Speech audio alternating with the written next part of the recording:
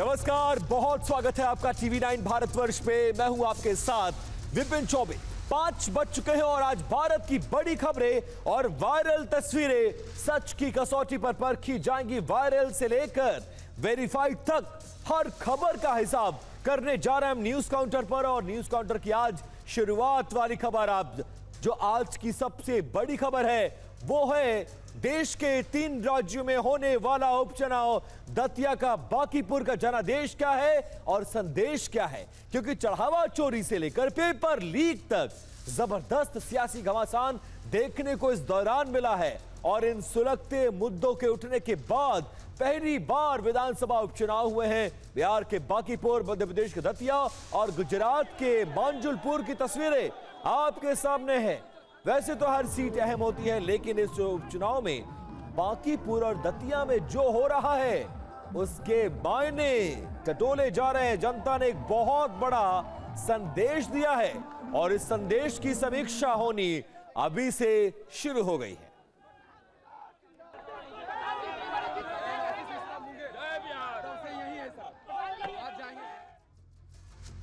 और बांकीपुर में बीजेपी की हार हो गई है और इस हार पर बीजेपी के सूत्रों के हवाले से खबर, आरजेडी और जेएसपी पर्दे के पीछे पीके के साथ थे। सोर्सेस के हवाले से खबर, आरजेडी की वोट पीके को ट्रांसफर किया गया। उम्मीदवार बदलने से बीजेपी को नुकसान हुआ है। बीजेपी करेगी बांकीपुर के हार की समीक्षा, क्योंकि यह सीट बहुत ज्यादा मायने रखती है। बीजेपी के नए राष्ट्रीय अध्यक्ष नितिन नवीन के इस्तीफे के बाद बांकीपुर खाली हुई थी। माना यह जा रहा है परिसीमन से पहले और परिसीमन के बाद इस सीट पर बीजेपी का 35 सालों से कब्जा था। लेकिन जब राज्य में आप सत्ता में हो, केंद्र में आप सत्ता में हो, इस सीट से इस्तीफा देने के बाद वो शख्स राष्ट्रीय अध्यक्ष बन जाए, उस सीट को हारना एक बहुत बड़ा संदेश इसमें छिपा हुआ है। और प्रशांत किशोर ने जीत हासिल कर ली है। यह माना जा रहा है, बीजेपी के अंदर खाने जो समीक्षा हो रही है उसके मुताबिक इस जीत में आरजेडी और तेज प्रताप यादव की पार्टी ने भी अंदर खाने एक बड़ी भूमिका निभाई है। अंदर खाने आरजेडी के वोट को ट्रांसफर कराया गया और इसका फायदा कहीं ना कहीं प्रशांत किशोर के जन स्वराज पार्टी को मिला है। तो आनंद प्रकाश पांडे लाइव हमारे साथ जुड़ गए हैं। आनंद, पूरे देश में इन 3 राज्यों में विधानसभा उपचुनाव थे, लेकिन सबसे ज्यादा चर्चा कहीं की हो रही है तो बांकीपुर की। अब बांकीपुर पे बीजेपी समीक्षा कर रही है। क्या आपके सोर्सेस कह रहे हैं, क्यों हार गई राष्ट्रीय अध्यक्ष नितिन नवीन वाली सीट बीजेपी? जी बिल्कुल, बांकीपुर की जो हार है वो बीजेपी के लिए एक बड़ा झटका है। न सिर्फ इसलिए कि बीजेपी का गढ़ रही है, बल्कि इसलिए भी कि बीजेपी के जो मौजूदा राष्ट्रीय अध्यक्ष है वो उनकी सीट रही है। ये बीजेपी की परंपरागत सीट रही है और ऐसे में वहां पे हार जो है बीजेपी को आने वाले बहुत सालों तक सालता रहेगा। उसकी वजह यह है कि बीजेपी ये मान के चल रही थी कि वहां पे जो चूंकि प्रदेश में भी बीजेपी की सरकार है, वो परंपरागत उनकी सीट रही है, तो वो सीट बीजेपी के पास ही आएगी। लेकिन अब बीजेपी जो है उस पर मंथन कर रही है और जो तात्कालिक जो बीजेपी ने जो मंथन किया उसके हिसाब से बीजेपी का ये मानना है कि आरजेडी के जो वोट थे वो कहीं ना कहीं पीके को ट्रांसफर हुए। उसके पीछे बीजेपी वजह ये बता रही है कि आरजेडी को हो सकता है कि ऐसा लगे कि प्रसाद। ठीक है, आपसे संपर्क हमारा टूट गया है आनंद। इस जानकारी के लिए बहुत शुक्रिया। लेकिन आरजेडी के वोट ट्रांसफर के अलावा बहुत सारे ऐसे मुद्दे थे, चाहे वो जेनजीज का आंदोलन हो, राम मंदिर में चढ़ावा चोरी हो, ये तमाम ऐसे मामले हैं जो ग्राउंड पर असर कर सकते हैं। और शायद यही वजह है कि 3 में से 2 सीटें बीजेपी मध्य प्रदेश के साथ साथ बिहार में हार गई है। तो समझेंगे आखिरकार बांकीपुर और दतिया की अहमियत क्या है आज की तारीख में इन विधानसभा सीटों की। और सबसे पहले जानते हैं विधानसभा उपचुनाव से जुड़ी हुई इस वक्त की 6 बड़ी बातें। वो बड़ी बातें क्या हैं? 3 सीटों में से 2 सीटों पर बीजेपी को झटका लगा है। इसके अलावा बांकीपुर सीट पर जन स्वराज पार्टी के प्रशांत किशोर आगे चल रहे हैं। लगभग उनकी जीत तय मानी जा रही है, सिर्फ फाइनल रिजल्ट का अनाउंसमेंट बाकी है। सबसे अहम बात यह है कि बांकीपुर बीजेपी का राष्ट्रीय अध्यक्ष नितिन नवीन की सीट है। और चौथी बात यह है कि बांकीपुर सीट पर 15,000 वोटों से आगे हैं प्रशांत किशोर। 5वीं बार दतिया पर कांग्रेस के घनश्याम सिंह को बढ़त मिल गई है। नरोत्तम मिश्रा के विद्रोह और उसके बाद सरेंडर, दोनों के बाद बीजेपी को झटका लगा है। और ये अंदर खाने चर्चा है कि नरोत्तम मिश्रा के लोगों ने साथ नहीं दिया, वरना शायद बीजेपी कम से कम दतिया तो जीत जाती। तो ये बांकीपुर से निर्णायक बढ़त दर्ज करने वाले प्रशांत किशोर की अब तस्वीरें आपके सामने हैं। कार्यकर्ता उनके जोश में हैं। प्रशांत किशोर भी साथ में नजर आ रहे हैं। सवाल ये है कि बांकीपुर की सीट कितनी ज्यादा और किस वजह से अहम है, जरा वो समझाता हूं ग्राफिक्स के जरिए आपको।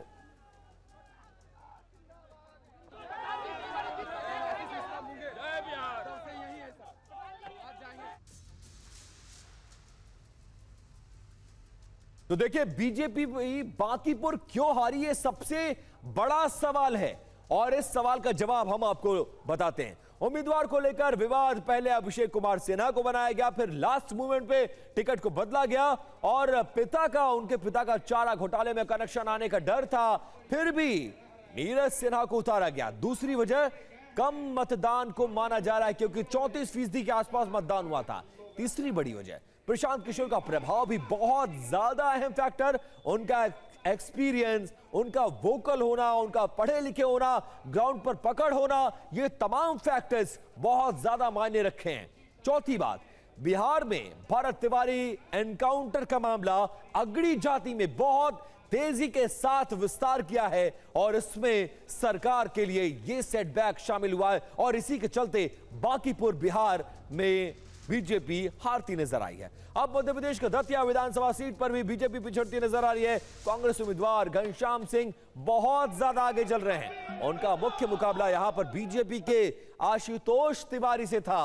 आशुतोष तिवारी करीब 12,000 वोटों से पीछे चल रहे हैं। कांग्रेस उम्मीदवार घनश्याम सिंह लगातार बढ़त बनाए हुए हैं। दतिया में पिछली बार गृह मंत्री नरोत्तम मिश्रा को हार झेलनी पड़ी थी और एक बार फिर से बीजेपी इस सीट को कांग्रेस उम्मीदवार से हारती नजर आ रही है और लगभग जीत तय मानी जा रही है। ऐसे में बीजेपी लगातार दूसरी बार भी इस सीट पर हार चुकी है। अगर इस सीट से बीजेपी को हार मिलती है तो यह बहुत बड़ा झटका, और हार लगभग मिल चुकी है क्योंकि वहां पर जिस तरह का प्रदर्शन चल रहा है, जिस तरह का जोश है और काउंटिंग में जितनी बढ़त है, उसके बाद अब कोई भी चमत्कार होना असंभव है।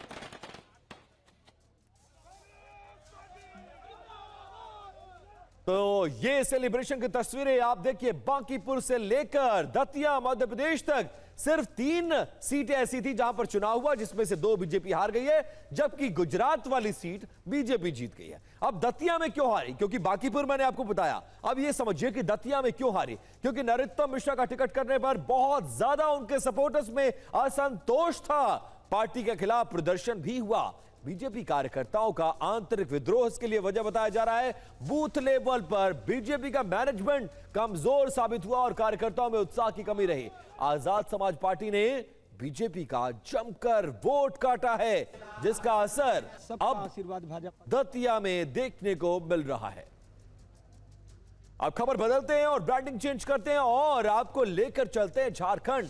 झारखंड की राजधानी रांची में छात्रों का जबरदस्त विरोध प्रदर्शन चल रहा है। इसे दिल्ली 2.0 कहा जा रहा है। जिस तरह का विरोध प्रदर्शन दिल्ली के जंतर मंतर पर चल रहा था, कुछ वैसा ही विरोध प्रदर्शन चल रहा है। परीक्षाओं में गड़बड़ियों को लेकर रांची में विरोध प्रदर्शन तेज हो गया है। हजारों की संख्या में छात्र सड़कों पर हैं। अब देखिए, रांची में छात्रों के विरोध प्रदर्शन की 2 तस्वीरें आपको दिखाने जा रहे हैं। पहली तस्वीर छात्रों के मशाल जुलूस की है और दूसरी तस्वीर भी दिखा रहे हैं किस तरह से अनिश्चितकालीन भूख हड़ताल और धरने पर छात्र हैं। लेकिन सबसे पहले क्लोज फ्रेम में इस विजुअल्स के साथ आते हैं और ये देखिए कितनी बड़ी संख्या में, जहां तक निगाह जारी है, ये छात्रों का हुजूम। हाथों में मशाल है, कैंडल है, तिरंगा झंडा है, बैनर है, पोस्टर है और सरकार के खिलाफ एक बहुत बड़ा आंदोलन बिल्कुल जंतर मंतर की तर्ज पर खड़ा हो गया है। और झारखंड में ये छात्र बहुत बड़ा आंदोलन, और ये कह रहे हैं कि बदलाव लाया जाए क्योंकि वहां भी पेपर लीक हो रहा है, परीक्षाओं में गड़बड़ियां हो रही हैं। और जसपाल सिंह मूडा से स्टेडियम से शुरू हुआ ये मशाल जुलूस अलग अलग रास्तों से होते हुए अल्बर्ट एक्का चौक पहुंचा, जहां छात्रों ने जमकर विरोध प्रदर्शन किया। मशाल जुलूस में बड़ी संख्या में छात्र और युवा शामिल हुए हैं। अब दूसरी तस्वीर की बात कर लेते हैं। दूसरी तस्वीर रांची के जयपाल सिंह मुंडा स्टेडियम की है। अब यहां ये तमाम छात्र जो आपको नजर आ रहे हैं, यह अनिश्चितकालीन धरने पर बैठे हैं। छात्र नेता देवेंद्र नाथ महतो अनिश्चितकालीन भूख हड़ताल पर बैठ गए। छात्रों के धरने का आज 10वां दिन है और बड़ी संख्या में छात्र इस धरना स्थल पर लगातार मौजूद हैं। छात्रों का कहना है कि अगर उनकी मांगें नहीं मानी गई तो आंदोलन और भी ज्यादा व्यापक होगा। सरकार को बातचीत करनी पड़ेगी और उनकी मांगों को मानना ही पड़ेगा। अब ये जानिए कि क्यों आखिरकार रांची में छात्र आंदोलन कर रहे हैं, मांगे क्या है, वो जरा ग्राफिक्स पर लेकर आते हैं। थोड़ा क्लोज फ्रेम में आइए और देखिए, 14वीं जेपीएससी परीक्षा में धांधली का आरोप है। एग्जाम की ओएमआर शीट में गड़बड़ी का दावा किया जा रहा है। परीक्षा के कट ऑफ बॉक्स जारी नहीं किए गए और इससे पूरी चयन प्रक्रिया पर शक खड़ा हो रहा है। सरकार घेरे में है। छात्रों की मांगे क्या है वो भी जानिए। 14वीं जेपीएससी की परीक्षा रद्द करने की वो मांग कर रहे हैं, जो परीक्षा पूरी हो चुकी है। मामले में वो राज्य सरकार की एजेंसी नहीं बल्कि सीबीआई की जांच चाहते हैं। परीक्षाओं में गड़बड़ी पर सरकार रोक लगाए, उन्हें एश्योरेंस मिले और दोषियों पर सख्त कानूनी कार्रवाई और भर्ती एजेंसियों में बहुत बड़े व्यापक सुधारों की मांग की जा रही है। अब देखिए, रांची में पिछले 9 दिनों से छात्रों का प्रदर्शन जारी है। यह प्रदर्शन कब शुरू हुआ और अब तक क्या क्या कुछ हुआ है, वो जरा डिटेल्स आपके लिए लेकर आए हैं। रांची में छात्रों का विरोध प्रदर्शन और 4 जुलाई को छात्रों ने सबसे पहले इस मामले में आंदोलन की शुरुआत की और जांच की मांग की। 25 जुलाई से छात्र धरने पर बैठ गए। 10 दिनों से छात्रों का यह धरना जारी है। छात्रों का आंदोलन तेज हो रहा है। छात्रों की भीड़ बढ़ती जा रही है। 6 अगस्त को विधानसभा के घेराव का कार्यक्रम रखा गया है। अब दिल्ली में सीजेपी के प्रदर्शन के दौरान हुई हिंसा से जुड़ी बड़ी एक खबर बताने जाने आपको। सुनवाई के दौरान सुप्रीम कोर्ट ने कहा है कि गंभीर अपराध वाले अभियुक्तों को राहत नहीं मिलनी चाहिए। यह कहा गया कि जो छात्र थे, जो आंदोलन में शामिल थे, उन पर मुकदमा ना दर्ज किया जाए। अगर वो गिरफ्तार किए गए तो रिहा हुए और किया जाए और उन पर दर्ज मुकदमे वापस हों, लेकिन गंभीर अपराध वाले अभियुक्तों को राहत नहीं मिलनी चाहिए। सुप्रीम कोर्ट ने साफ किया कि मामूली अपराध वाले प्रदर्शनकारियों को राहत देने की बात उन्होंने कही थी। सुनवाई के दौरान सरकार के वकील ने कहा कि एफआईआर को लेकर अपने वादे पर सरकार कायम है। सुप्रीम कोर्ट ने कहा है कि राज्यों को केस वापस लेने का अधिकार है। अब इस मामले में 18 अगस्त को सुप्रीम कोर्ट में अगली सुनवाई होगी। अब ये जानिए कि आज इस पूरे मामले में सुप्रीम कोर्ट में आखिरकार क्या हुआ है। आपराधिक अतीत वाले आदेश पर स्थिति कोर्ट ने अपनी स्पष्ट की है। गंभीर और संगीन आरोप वाले आपराधिक अतीत की श्रेणी में दिल्ली या दूसरे राज्य केस खत्म करना या वापस ले सकते हैं, जिस तरह का उनको ऑर्डर दिया गया है। इसके अलावा सॉलिसिटर जनरल ने कहा है कि एफआईआर को लेकर किए गए वादे पर केंद्र सरकार कायम है। राजनीतिक मामले या फिर छोटे आरोपों में मामले में केस वापस लेने का सरकार फैसला कर चुकी है। और आज एक बार फिर से संसद भवन परिसर में राम मंदिर चढ़ावा चोरी पर सियासी नाटक देखने को मिला। देखिए, खबर को बदल देते हैं क्योंकि 2027 की लड़ाई अब पूरी तरह से चढ़ावा चोरी पर आ गई है। जिस ड्रामे के सेंटर स्टेज में कुछ दिन पहले निर्दलीय सांसद पप्पू यादव रहे, आज उस मोर्चे पर समाजवादी पार्टी आगे नजर आई है। देखिए संसद के बकर द्वार की आज की तस्वीर, जहां पर समाजवादी पार्टी ने सपा के सांसदों ने जबरदस्त विरोध प्रदर्शन किया और इस दौरान सांसद धर्मेंद्र यादव, जया बच्चन, अयोध्या सांसद अवधेश प्रसाद, रामगोपाल यादव, राजीव राय, डिंपल यादव समेत तमाम सांसद मौजूद रहे। लेकिन सबसे ज्यादा चर्चा डिंपल यादव की है, जो प्रदर्शन से जुड़े फ्रेम में आपको नजर आ रही है। डिंपल यादव आज न सिर्फ विरोध कर रहे सांसदों की कतार में खड़ी नहीं, बल्कि जब चढ़ावा चोरी का नाटक करने के लिए दान पेटी रखी गई तो डिंपल ने आगे बढ़कर दान पेटी में चढ़ावा भी चढ़ाया। इस दौरान उनके हाथ में एक पोस्टर भी रहा जिस पर लिखा गया था कि श्री राम के नाम पर खेल हुआ है, भाजपा सरकार फेल हो गई है।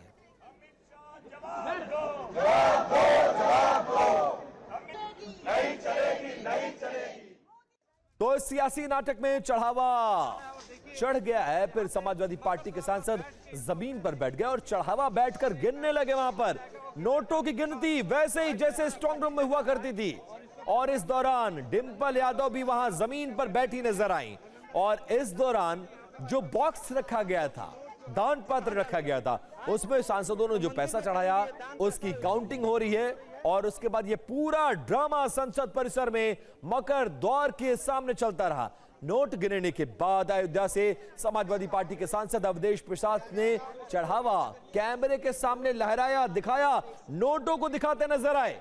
प्रदर्शन के दौरान 47,100 रुपए का चढ़ावा जमा किया गया, जिसे राम मंदिर में दान किया जाएगा और इसकी बाकायदा रसीद भी ली जाएगी। सिंबॉलिक प्रोटेस्ट ये कि ताकि समाजवादी पार्टी के सांसदों के दिया द्वारा दान कहीं चोरी ना हो जाए। और एक तरफ तो दिल्ली में समाजवादी पार्टी ने चढ़ावा चोरी पर सरकार की घेरेबंदी की, तो कुछ ऐसा ही नजारा यूपी की राजधानी लखनऊ में भी नजर आया। यूपी विधानसभा के मानसून सत्र का पहला दिन शुरू हुआ। इस दौरान समाजवादी पार्टी के विधायक दान पेटी लेकर विधानसभा परिसर पहुंच गए। बिल्कुल संसद की तरह नारे लगाए गए, पोस्टर लहराया गया और ये अब तस्वीरें आप देख रहे हैं। मानसून सत्र का पहला दिन बहुत ज्यादा हंगामेदार और झंडा, बैनर, पोस्टर, जमकर हंगामा और सब कुछ अयोध्या के राम मंदिर में चढ़ावा चोरी के मामले को लेकर है। तो अब आपको बिग वॉल पर हम दो तस्वीरें दिखाने जा रहे हैं। वो तस्वीरें क्या है, बहुत ज्यादा महत्वपूर्ण, क्योंकि यूपी की विधानसभा से ये दो तस्वीर आई है। वो दोनों तस्वीर दिखाएंगे। सबसे पहले टेक्स्ट पढ़िए अब जरा। चढ़ावा और चोरी पर समाजवादी पार्टी का तगड़ा प्रदर्शन, और एक तरफ संसद भवन, एक तरफ विधानसभा। ये पहली तस्वीर जिसका जिक्र हम कर रहे थे। संसद भवन में आज पप्पू यादव गैर मौजूद थे, लेकिन समाजवादी पार्टी ने मोर्चा संभाल रखा था, क्योंकि चुनाव उत्तर प्रदेश में है 2027 में, और ये यूपी का ऐसा मुद्दा है जो हर घर, हर सेंटिमेंट्स को हर्ट किया है, और इसीलिए समाजवादी पार्टी इस मुद्दे को छोड़ने को तैयार नहीं। जबकि दूसरी तस्वीर जरा इधर आइए। लखनऊ में आज विधानसभा का मानसून सत्र की शुरुआत थी, लेकिन परिसर समाजवादी पार्टी के लाल टोपी और गमछे वाले नेताओं से भरा पड़ा और हाथों में बैनर, पोस्टर, जमकर नारेबाजी। मतलब यह है कि इस मुद्दे को समाजवादी पार्टी छोड़ने के लिए तैयार नहीं है। मकसद राम मंदिर चढ़ावा चोरी के मुद्दे को धार देना, और अपनी पूरी कोशिश है कि इस मुद्दे को जिंदा रखा जाए। अब चढ़ावा चोरी पर सियासी नाटक की शुरुआत निर्दलीय सांसद पप्पू यादव की तरफ से हुआ था। आपको वो तस्वीरें भी दिखाएंगे, लेकिन पहले वो तस्वीर देखिए जिससे दिल्ली के सियासी गलियारों में जबरदस्त हलचल मच गई। ये तस्वीर पप्पू यादव के दिल्ली में मौजूद आवास की है। कल शाम जब वो प्रेस कॉन्फ्रेंस करने के लिए आए, तभी उन पर हमले की कोशिश हुई और फिर पप्पू यादव के समर्थकों ने अभियुक्त की पिटाई कर दी।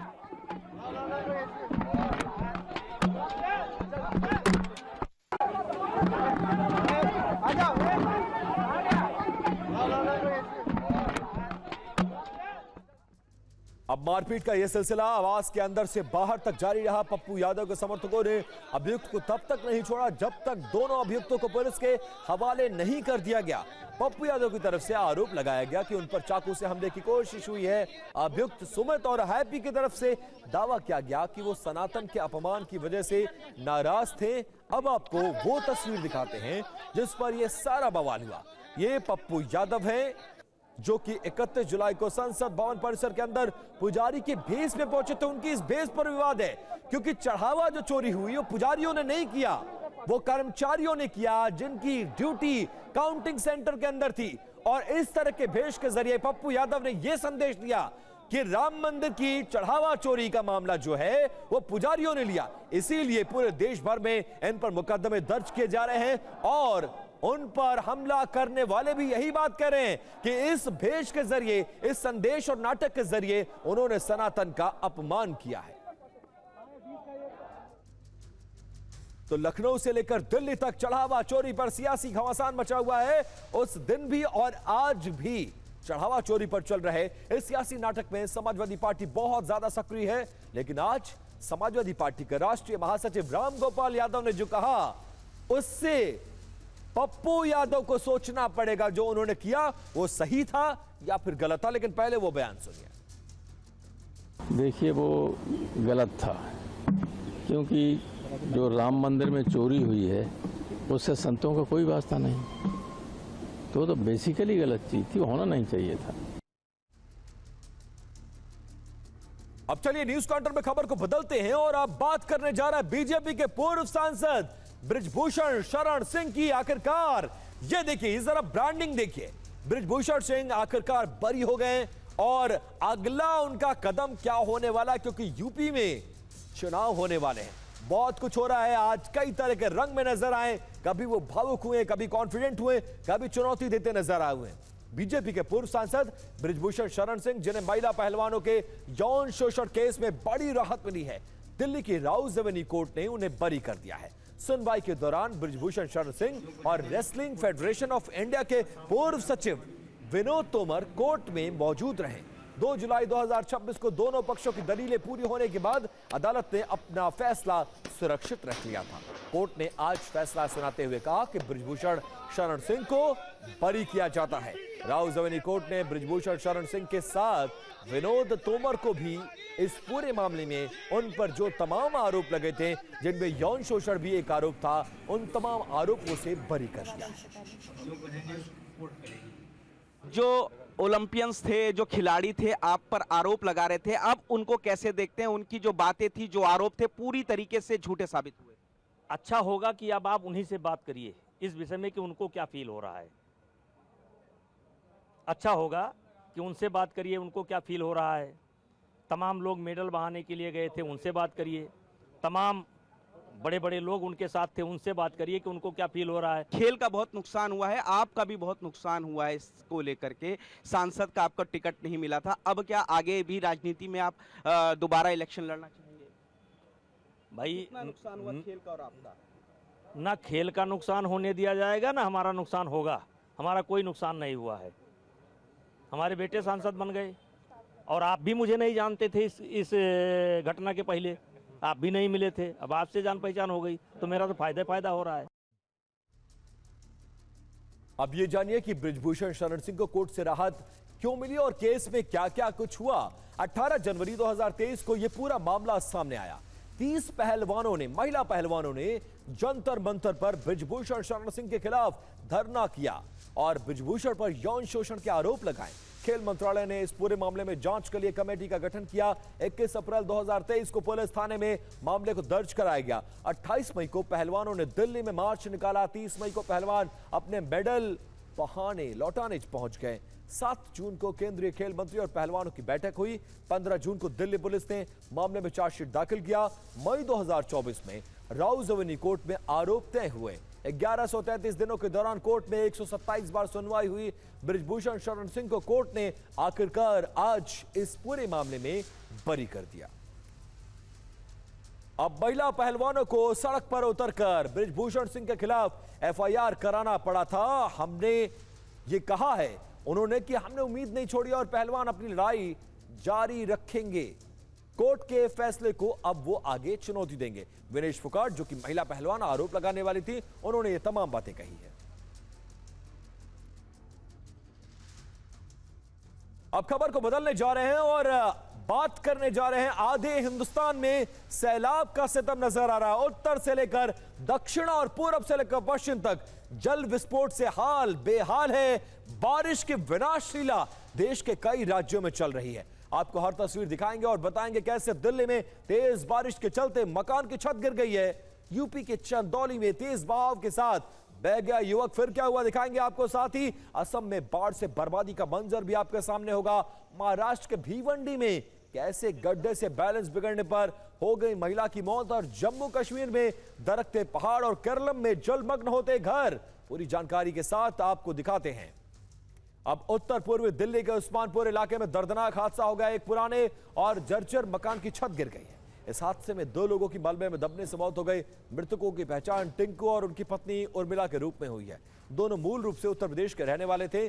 40 साल के टिंकू एक मिठाई की दुकान में हलवाई का काम करते थे। इस हादसे की सबसे मार्मिक बात यह रही कि परिवार में 1 साल का लड़का भी था जो हादसे में बाल बाल बच गया। हादसे से महज 2 मिनट पहले ही वो कमरे से बाहर निकला था। अब केरलम में लगातार हो रही बारिश के कारण हालात गंभीर हो गए हैं। बाढ़ की चपेट में आने से अब तक 8 लोगों की मौत हो चुकी है। केरलम के 11 जिलों और स्कूल में एहतियातन स्कूलों और कॉलेजेस को 11 जिलों में बंद कर दिया गया है। पथम चिट्टा जिले में पंपा नदी उफान पर है। नदी का पानी ओवरफ्लो होकर लोगों के घरों में दाखिल हो चुका है। केरल में हालात इतने बुरे हैं कि लोगों के रहने के लिए 65 राहत कैंप बनाए गए हैं, जिनमें करीब 2000 लोगों को रखा गया है। राज्य सरकार के मंत्री सनी जोसेफ ने बाढ़ प्रभावित इलाकों को दौरा किया और राहत कैंपों में रह रहे लोगों से बातचीत की है। अब देश के कई राज्यों में बाढ़ और बारिश से हाल बेहाल है। असम में हालात सबसे ज्यादा खराब है। भारी बारिश की वजह से असम में जनजीवन बुरी तरह से प्रभावित हुआ है और कई लोगों की जान भी गई है। आंकड़े बता रहे हैं कि असम में बाढ़ से मरने वालों की संख्या 85 के पार पहुंच गई है। असम के 5 जिले सबसे ज्यादा बाढ़ से प्रभावित हैं। बाढ़ प्रभावित जिलों में 54 राहत शिविर केंद्र बनाए गए हैं। बाढ़ से जोरहाट, शिवसागर में सबसे ज्यादा तबाही है। शिवसागर में बाढ़ से 55,000 से ज्यादा लोग प्रभावित हुए हैं। हालांकि असम में बाढ़ की स्थिति में मामूली सुधार भी नजर आ रहा है।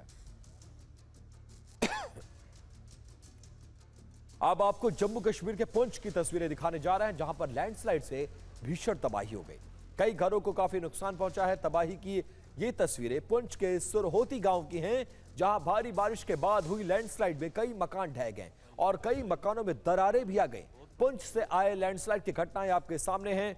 अभी कुछ दिन पहले भी लोरेन और मेंढर क्षेत्रों में इसी तरह की लैंडस्लाइड की घटनाएं होती, जिसमें करीब 10 लोगों की मौत हो गई थी।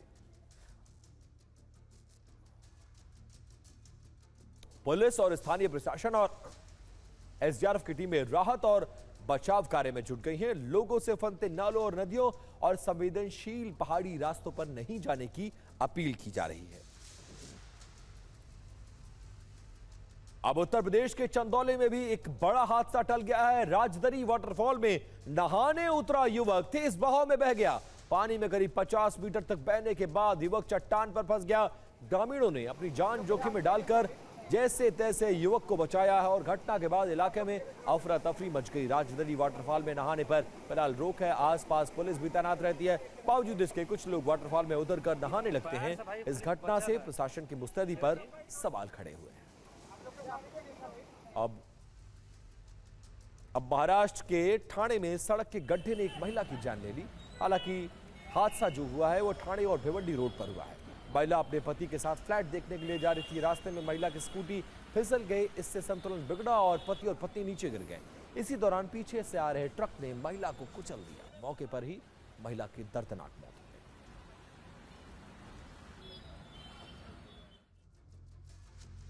और एक बड़ी खबर आ रही है। दतिया उपचुनाव में कांग्रेस की आखिरकार जीत हो गई है। कांग्रेस के प्रत्याशी घनश्याम सिंह जीत गए हैं। 6000 से ज्यादा वोटों से कांग्रेस इस सीट पर जीत गई है। अपनी सीट को बचाने में कामयाब रही। पिछली बार भी यानी 2 साल पहले 2023 में जब विधानसभा चुनाव हुए थे तो भी नरोत्तम मिश्रा को कांग्रेस ने हराया था और इस बार उम्मीदवार बदला गया इस उम्मीद में कि शायद पार्टी को जीत मिल जाए। लेकिन एक बार फिर से कांग्रेस ने दतिया में बीजेपी को पटकनी दे दी है।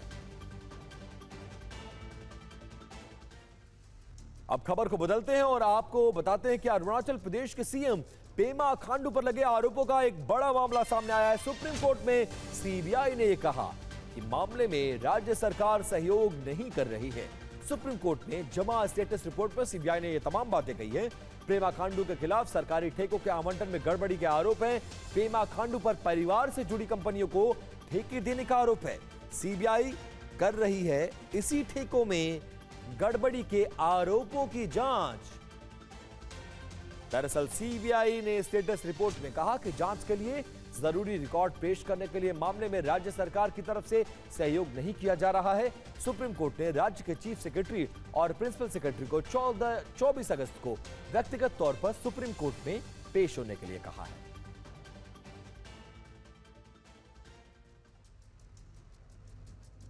अब आपको यह बताते हैं कि आखिरकार सीएम पेमा खांडू पर आरोप क्या है।